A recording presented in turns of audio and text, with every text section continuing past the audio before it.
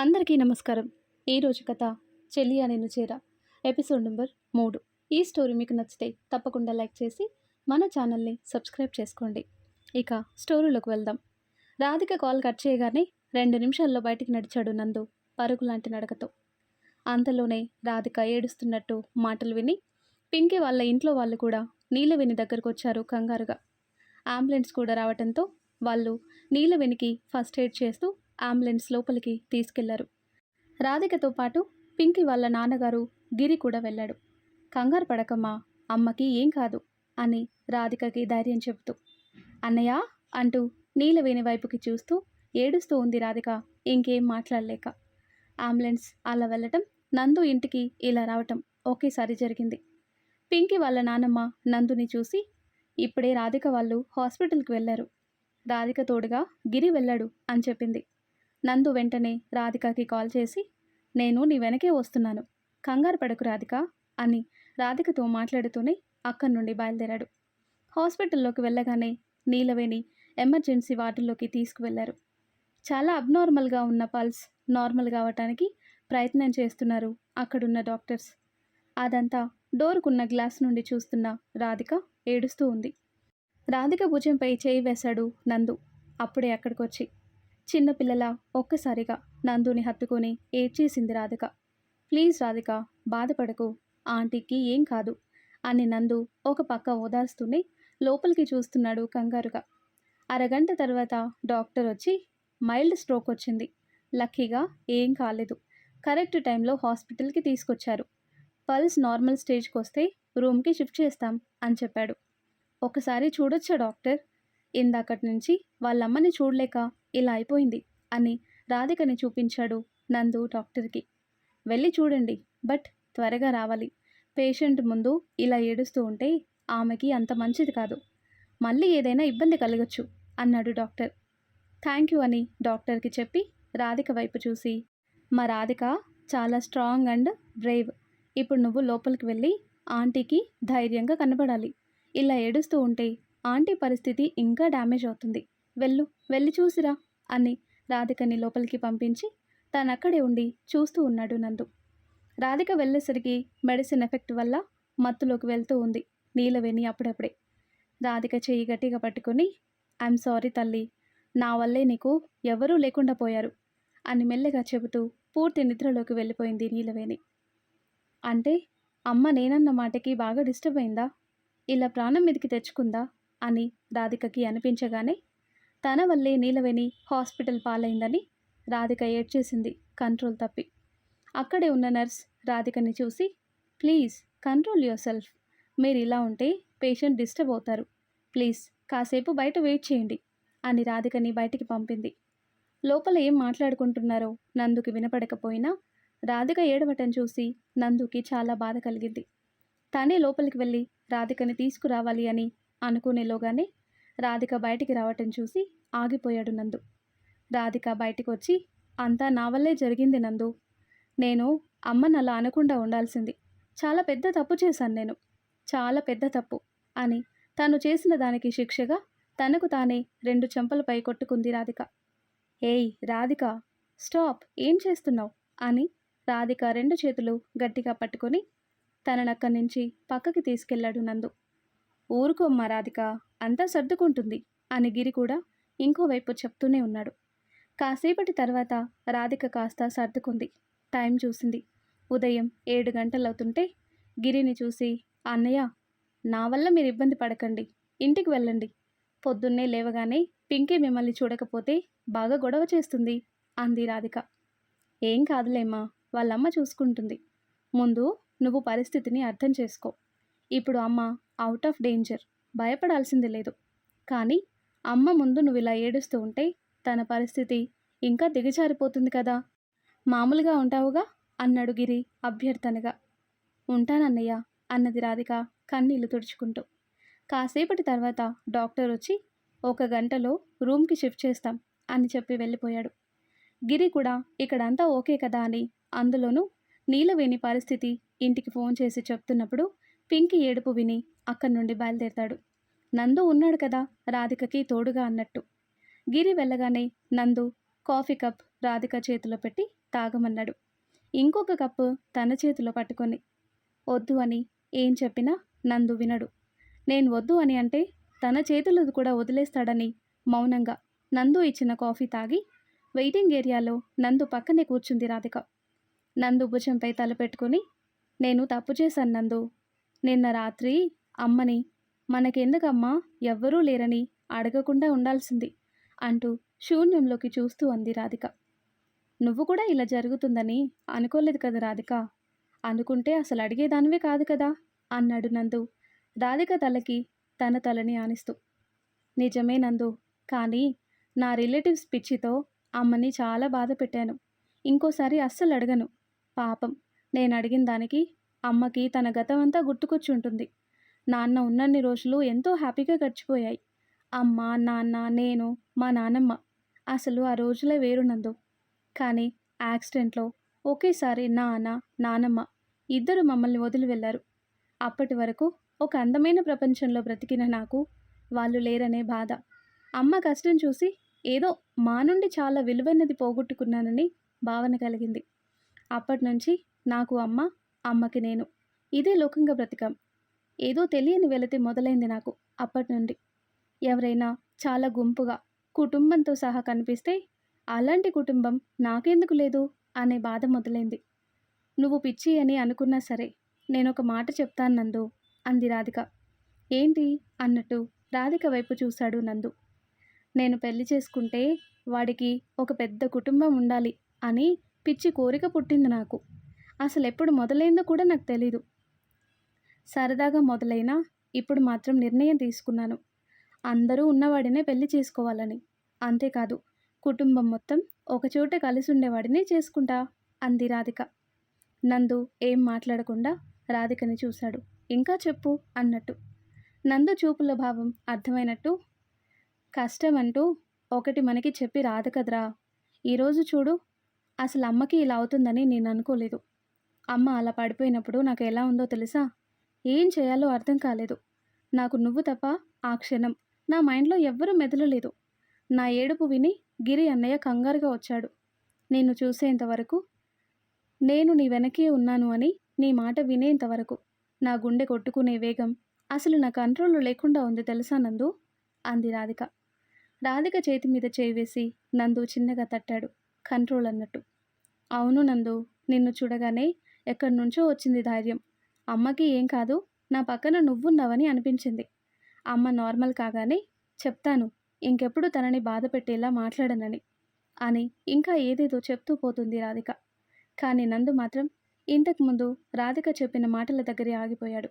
రాధిక మాటల్ని అర్థం చేసుకునే పనిలో పడ్డాడు. పేషెంట్ని రూమ్కి షిఫ్ట్ చేస్తున్నామని నర్సు చెప్పిన మాటలకి నార్మల్ అయ్యారు నందు, రాధిక. నీలవేణి రూమ్కొచ్చిన కాసేపటికి తర్వాత స్పృహలోకి వచ్చింది. రాధిక నీలవేణి పక్కనే కూర్చొని సారీ అమ్మా అని మెల్లిగా చెప్పింది. నీలవేణి నీరసంగానే చిన్నగా నవ్వి రాధిక పక్కనే ఉన్న నందుని చూసి దగ్గరికి రా అన్నట్టు సైగ చేసింది. ఎలా ఉన్నారా ఆంటీ అని నందు అడిగితే, పర్లేదు నాన్న, రాధికకి తోడుగా ఉన్నావా? థ్యాంక్స్ నాన్న. నాకేదైనా అయితే ఇది ఏమైపోతుందో అన్న భయంతోనే ఆ దేవుడికి మొరపెట్టుకున్నా, కొన్నాళ్ళు నన్ను బ్రతికించు అని అంది బాధగా నీలవేణి. అవే మాటలాంటి, మీకేం కాదు, క్షేమంగా ఉన్నారు. కాకపోతే కొన్ని హెల్త్ కండిషన్స్ నార్మల్ అవ్వగానే మిమ్మల్ని డిశ్చార్జ్ చేస్తారు అని రాధిక వైపు చూశాడు నందు. నీలవేణి మాటలకి ట్యాప్ తిప్పటానికి రెడీగా ఉన్న రాధిక నందుని చూడగానే నార్మల్గా ఉండటానికి ట్రై చేసింది. నీలవేణి మాత్రం మెడిసిన్ ఎఫెక్ట్ వల్ల మళ్ళీ నిద్రలోకి జారుకుంది. నందు, నువ్వు వెళ్ళి ఫ్రెష్ అయ్యిరా, ఇక్కడే ఉన్నావు కదా అప్పటి నుంచి అంది రాధిక. మా రాధిక స్ట్రాంగ్ అయితే నిజంగానే ఇప్పుడు వెళ్ళేవాడిని. కానీ మా రాధిక ఇంతకు ముందులా లేదు. ఎమోషనల్ బ్యాలెన్స్ చేసుకోలేకపోతుంది. వాళ్ళ పక్కింటి పింకీకి రాధికకి తేడా లేదు ఇప్పుడు అన్నాడు నందు అక్కడి వాతావరణం తేలికపరచాలని. అంటే ఆ బుడ్డది పింకీ, నేను ఒకటేనా? నేనేం చిన్నపిల్లని కాదు. అంతేకాదు, నేను చాలా స్ట్రాంగ్, చాలా గట్టిదాన్ని. అన్ని పరిస్థితులని అర్థం చేసుకోగలను. అమ్మకి అన్ని విధాలా నేను చాలా స్ట్రాంగ్ అని ప్రూవ్ చేయగలను అంది రాధిక అప్పటి వరకు పడిన బాధని మర్చిపోయి. అలానే నువ్వన్నదే నేను నమ్ముతాను, కానీ ముందు నేను వెళ్ళి నీకు బ్రేక్ఫాస్ట్ తెస్తాను అని బయటికి వెళ్ళాడు నందు. నందు రాధికకి బ్రేక్ఫాస్ట్ తెచ్చిచ్చాడు. కాదు అనంటే బాగోదు అని మౌనంగా తింది రాధిక. అంతలోనే అక్కడికొచ్చారు పింకీ వాళ్ళమ్మ, రజని, నానమ్మ, అనసూయ. వాళ్ళు రాగానే నేను మళ్ళీ వస్తాను రాధిక, చిన్న పనుంది అని చెప్పి బయటికి వెళ్ళాడు నందు. ఎలాగూ వాళ్ళు రాధికకి తోడుంటారు కదా అని.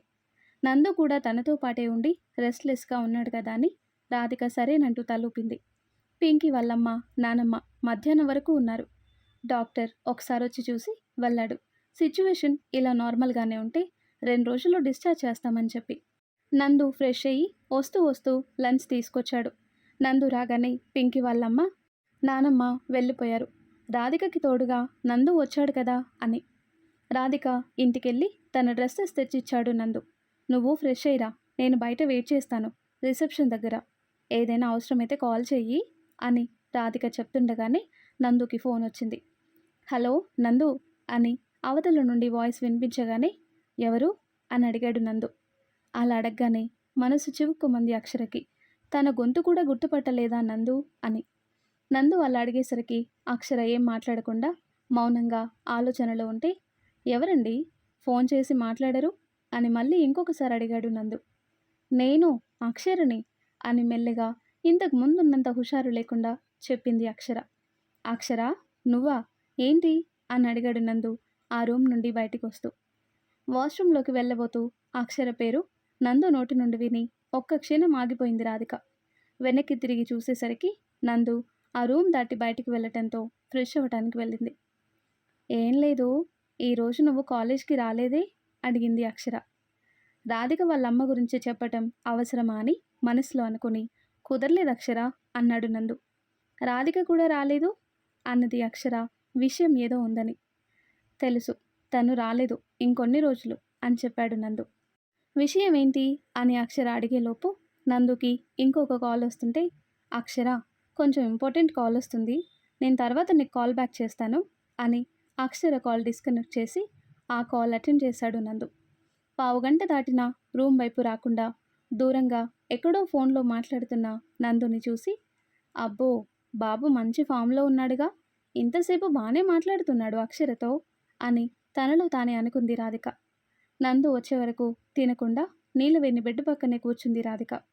కాల్ మాట్లాడిన తర్వాత వచ్చిన నందుకి రాధిక వాళ్ళమ్మని చూస్తూ ఉండటంతో ఇది మళ్ళీ డల్ అయ్యేలా ఉంది అని అనుకొని, భోజనం తెచ్చింది తినటానికి, అలా ఊరికే పక్కన పెట్టడానికి కాదు అంటూ ప్లేట్లో పెట్టుకుని రాధిక దగ్గరకు వచ్చాడు నందు. రాధిక నందుని అలానే చూస్తుంటే, నందు రాధిక చేతికి ప్లేట్ ఇచ్చి, చూస్తే కడుపు నిండదు, తింటేనే కడుపు నిండుతుంది అన్నాడు. ఎవరిని అంటూ ఒక క్షణం తడబడింది రాధిక. అదే ఆంటీని చూస్తుంటే ఎలా, ముందు తిని ఆ తర్వాత తీరిగ్గా నీకు ఓపికన్నంత వరకు కూర్చొని చూసుకో, ఎవరొద్దంటారు అన్నాడు నందు. నాకు అని రాధిక అనేలోగా, ఆకలి లేదని డైలాగ్ వేయకు, నేను కూడా తినలేదు, నాకు మాత్రం పిచ్చి ఆకలిగా ఉంది అన్నాడు నందు. ఇక చేసేదేం లేదని ప్లేట్ తీసుకొని తినటం మొదలుపెట్టింది రాధిక. తను కూడా ఇంకో ప్లేట్ తెచ్చుకొని, ఆంటీకి ఓన్లీ ఫ్లూయిడ్స్ మాత్రమేనా, ఫుడ్ ఏమీ పెట్టకూడదా అని అడిగాడు. ఈ రోజుకి ఓన్లీ ఫ్లూయిడ్స్ మాత్రమే అంటానందు, రేపు మార్నింగ్ డైట్ ఇవ్వచ్చు అన్నారు ఇందాక డాక్టర్ వచ్చినప్పుడు అని చెప్పింది రాధిక. ఇద్దరు తినగానే అక్షర ఫోన్ చేసిన విషయం గురించి అడగాలని అనుకుంది రాధిక. అంతలోనే తులసి విషయం తెలిసి రావటంతో రాధిక తులసిని చూసి ఎమోషనల్ అయింది. తులసి అంటూ హత్తుకుంది రాధిక తులసిని. ఊరుకోవే, కంగారు పడకు, విషయం తెలిసి వచ్చేసరికి ఇంత టైం పట్టింది అని అంటూ రాధిక పక్కనున్న నందుని చూసి పలకరింపుగా నవ్వింది తులసి. నేను నీకు చెప్పలేదు కదా తులసి, అమ్మ గురించి, ఎలా వచ్చావు బెంగళూరు నుంచి అని అడిగింది రాధిక. నీ బ్రెయిన్ పనిచేయకపోయినా నీ ఫ్రెండ్ ఉన్నాడు కదా, తనే ఫోన్ చేసి విషయం చెప్పాడు, ఇక్కడ నువ్వు ఎలా ఉన్నావోనని కంగారు పడ్డాను అంటూ నీలవేణి దగ్గరికి వెళ్ళింది తులసి. అప్పుడే కాస్త స్పృహలోకి వచ్చిన నీలవేణి తన కళ్ళెదురుగా కూర్చున్న తులసిని చూసి, ఆంటీ మీరెప్పుడొచ్చారు, బాగున్నారా అని అడిగింది నీలవేణి. ఆ మాట నేను నిన్ను అడగాలి నీలా, ఎలా ఉంది నీకు ఇప్పుడు అడిగింది తులసి ప్రేమగా నీలవేణి చేయి మీద చేయి వేస్తూ. ఇప్పుడు బాగుందాంటీ, కానీ నాకేదైనా అయితే రాధిక ఏమైపోతుందో అని చాలా భయం వేసింది ఆ క్షణంలో. అని చెప్పింది నీలవేణి బాధగా. నీకేం కాదు నీలా. అయినా రాధికకి ఎవరూ లేరని బాధపడకు. తనకి అమ్మమ్మని నేను లేనా? దానికి వాళ్ళ నానమ్మ సరోజ ఎంతో, నేను కూడా అంతే కదా. ఇంకెప్పుడు రాధిక గురించి టెన్షన్ పడకు అని కాస్త అలిగినట్టు అంది తులసి. అది కాదా ఆంటీ, నా ఉద్దేశం అది కాదు. నాకన్నా మీరే దానికెక్కువ. మీకన్నా మాకు ఆప్తులైన వాళ్ళెవరున్నారు? నా పెళ్లి దగ్గర నుండి ఈ రోజు వరకు నాకు తల్లిలా, అండగా, తోడుగా ఉన్నారు. అత్తయ్యకి ఫ్రెండ్లా మాత్రమే కాకుండా రాధికకి ఒక అమ్మమ్మగా మీరు స్థానాన్నిచ్చి తనకా లోటు తెలియకుండా చూసుకున్నారు అంది నీలవేణి పూడుకుపోయిన గొంతుతో. అక్కడి వాతావరణం గంభీరంగా మారటంతో రాధిక తులసిని చూసి, ఏం తులసి, నా హీరో ఎలా ఉన్నాడు అని అడిగింది.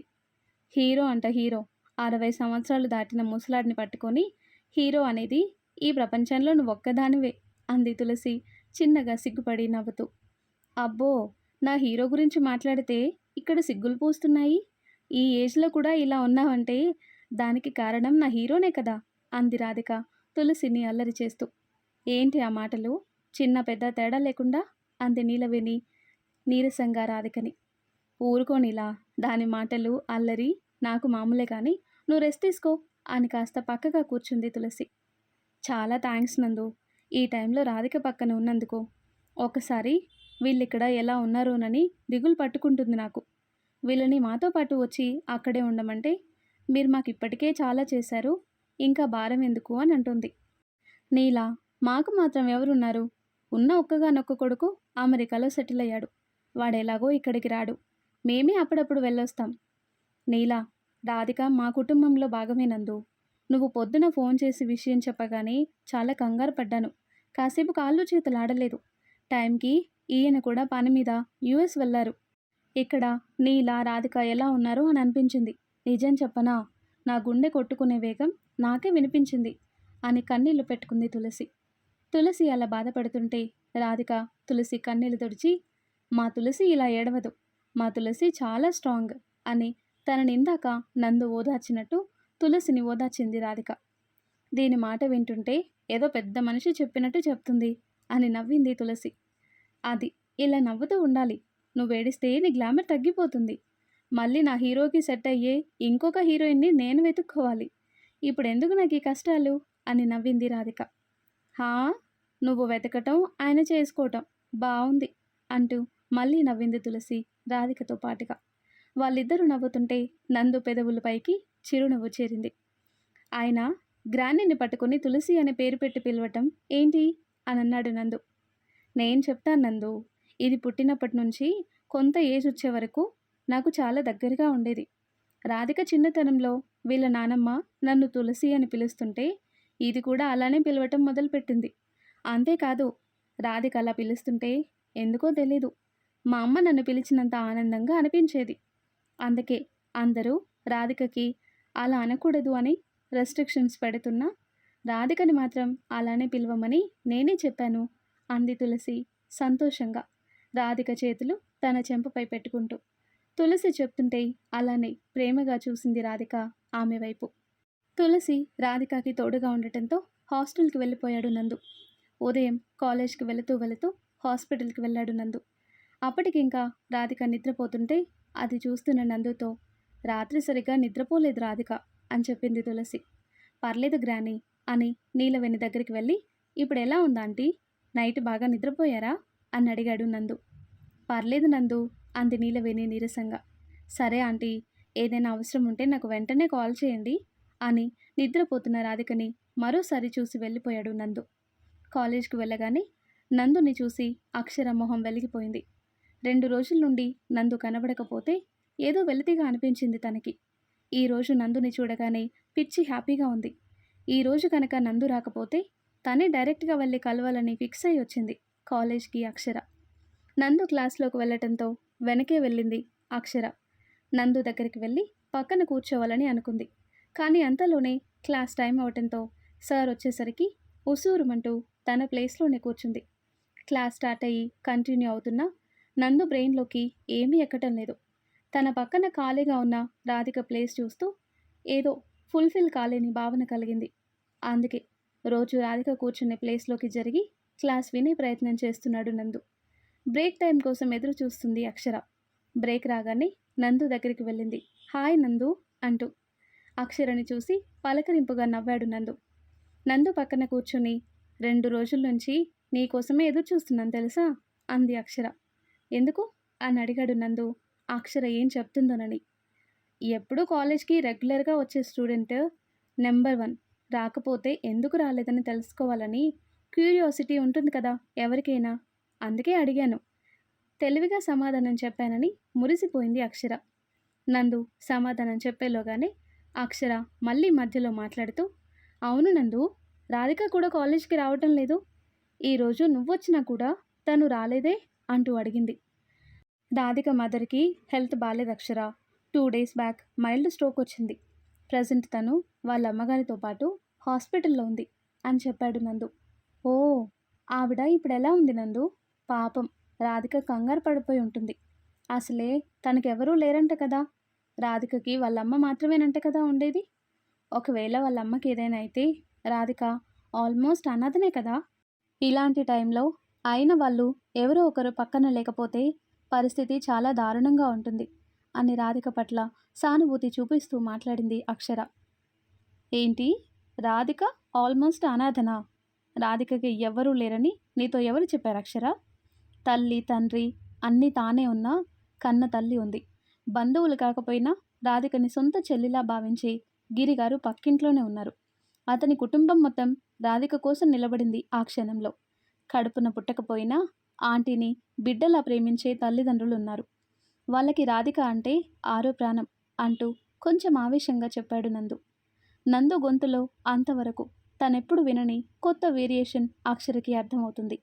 నందుకి కోపం వచ్చిందని వెంటనే తేరుకొని, అంటే నేను రాధిక గురించి క్లాస్లో మిగతా వాళ్ళు చెప్పుకునేవి విన్న మాటలు నీతో అన్నాను అంది అక్షర వివరణ ఇస్తూ. వాళ్ళ మొహం, రాధికకి అందరూ ఉన్నారు. మన వాళ్ళంటే వాళ్ళు మన బంధువులే కానవసరం లేదు. ఎదుటి వారిని ఆపదలో అక్కున చేర్చుకొని మేమున్నాము నీకు అండగానే భరోసా ఇచ్చే మంచి మనసున్న వాళ్ళు మన వాళ్ళంటే. ఆ లెక్కన చూసుకుంటే రాధిక నీకంటే నాకంటే ఎంతో అదృష్టవంతురాలు అన్నాడు నందు అక్షరతో. ఏదో మాట్లాడాలని వచ్చి ఏదో మాట్లాడాను.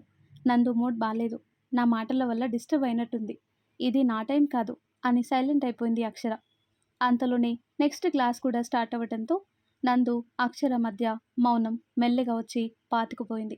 క్లాస్ వినాలని లేకపోయినా తప్పక అలానే కూర్చున్నాడు నందు. లంచ్ బ్రేక్ ఇవ్వటంతో ఇక ఉండబుద్ధి కాక స్ట్రైట్గా హాస్పిటల్కి వెళ్ళాడు. రూమ్లోకి వెళ్ళేసరికి రాధిక నీళ్ళ వెనక్కి జ్యూస్ తాగిస్తుంది. పక్కన సోఫాలో తులసి పడుకొనుంది. అందరి వైపు చూసి పలకరింపుగా నవ్వాడు నందు. ఏరా, కాలేజ్ నుండి వచ్చేసావా? క్లాసెస్ వినబుద్ధి కాలేదు కదా. నేను లేకుండా నువ్వు ఒక్కడివే క్లాసెస్ వినేసి ఫస్ట్ ర్యాంక్ కొట్టేద్దామని వెళ్ళావా అని నందుని అంటూ, నేను చెప్పాను కదా తులసి, అలా వెళ్ళి ఇలా వచ్చేస్తాడని. చెప్తే నువ్వు నమ్మలేదు కదా. ఇప్పుడు చూడు, నేను చెప్పిందే జరిగింది అన్నది రాధిక. నందు గురించి తనకి తెలీదా అన్నట్టు తులసిని చూస్తూ. సరేలే, ఇక్కడ నువ్వేం కష్టపడుతున్నావో అని వచ్చుంటాడు పాపం అని రాధికతో అంటూ, నువ్వు ఇలా రా నందు, ఇక్కడ కూర్చో అని తన పక్కన ప్లేస్ చూపించింది తులసి నందుకి. నందు ఏం మాట్లాడకుండా తులసి పక్కనే కూర్చున్నాడు. రోజు నాకు క్లాస్ తీసుకునే సార్ వచ్చాడా అని అడిగింది రాధిక. హా, వచ్చాడు. నువ్వెప్పుడొస్తే అప్పుడు చెప్పే క్లాస్ ఆపి నీకు టైం మేనేజ్మెంట్ గురించి క్లాస్ తీసుకోవాలని రూమ్ ఎంట్రన్స్ వైపు చూస్తూ క్లాస్ కంటిన్యూ చేశాడు అన్నాడు నందు. చూసావా తులసి, పాపం, నేను కాలేజ్కి వెళ్ళపోతే మా సార్కి కూడా ఏం తోచదు.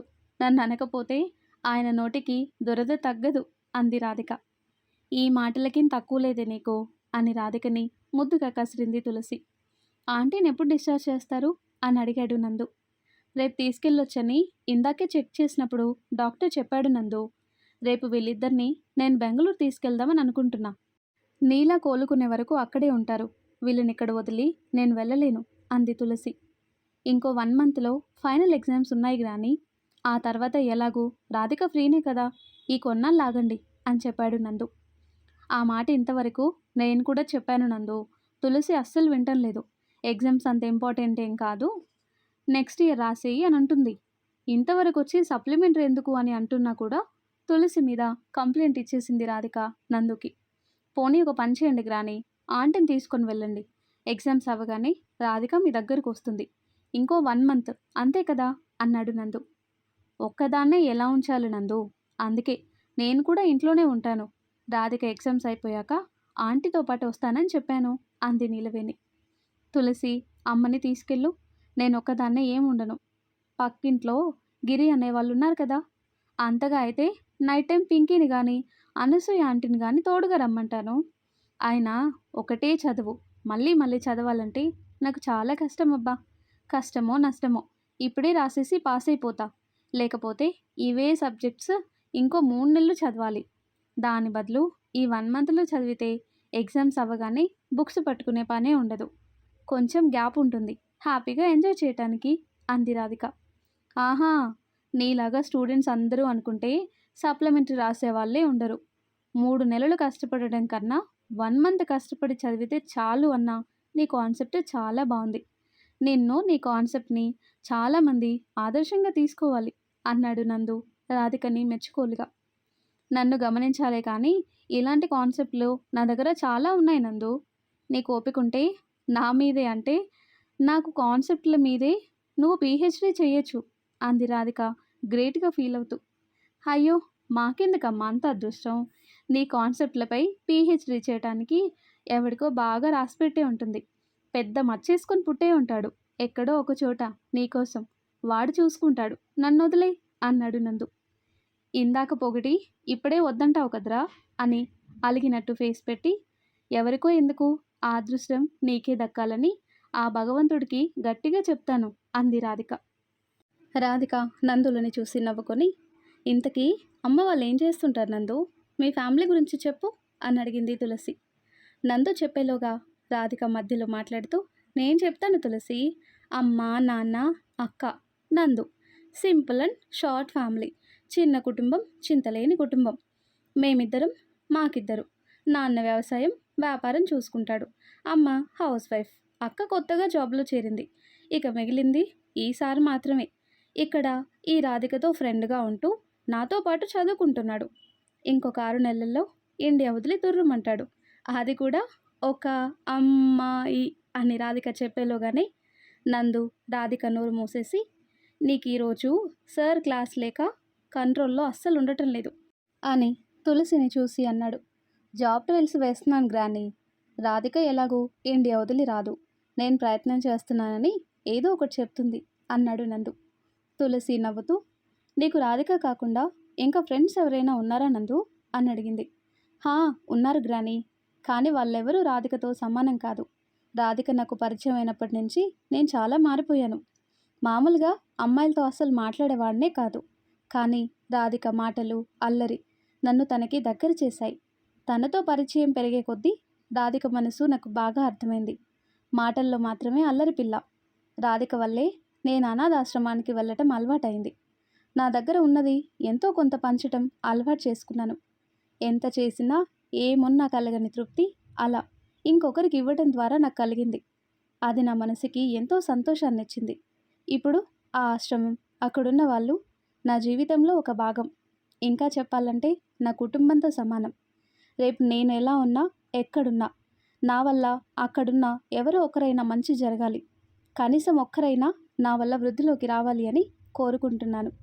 మన వల్ల ఇంకో మనిషికి మంచి జరిగితే చాలు, అంతకంటే గొప్ప అచీవ్మెంట్ ఏముంటుంది. అలా నా వల్ల కొందరికైనా మంచి జరగాలి. అలా జరగడానికి కారణం మాత్రం ఈ రాక్షసే. అందుకే రాధిక నాకు చాలా స్పెషల్ అంటూ రాధిక తల మీద చేయి వేశాడు నందు. నందు మాటల్లో తన మీద ఒపీనియన్ వింటుంటే రాధిక చాలా హ్యాపీగా ఫీల్ అయింది. ఎందుకో తెలీదు, ఆ క్షణం నందు మాటల్లో తన గురించి వింటుంటే కొత్తగా అనిపించింది. కానీ ఒక్క క్షణంలోనే తేరుకొని, చాలేరా, ఇప్పుడు నాకు సన్మానాలు చేయించుకునేంత టైం లేదు, నేను చాలా బిజీ అంది రాధిక నవ్వుతూ. నిన్ను అంటూ నందు రాధిక తల మీద ఒక్కటి వేశాడు. ఇప్పుడు నువ్వు సైలెంట్గా ఉండకపోతే అమ్మ వాళ్ళ దగ్గర నీ లవ్ మ్యాటర్ ఓపెన్ చేస్తా. అసలే తులసి కూడా ఉంది, ప్రశ్నల మీద ప్రశ్నలు వేసి చంపేస్తుంది అంది రాధిక నందుని బెదిరించినట్టు.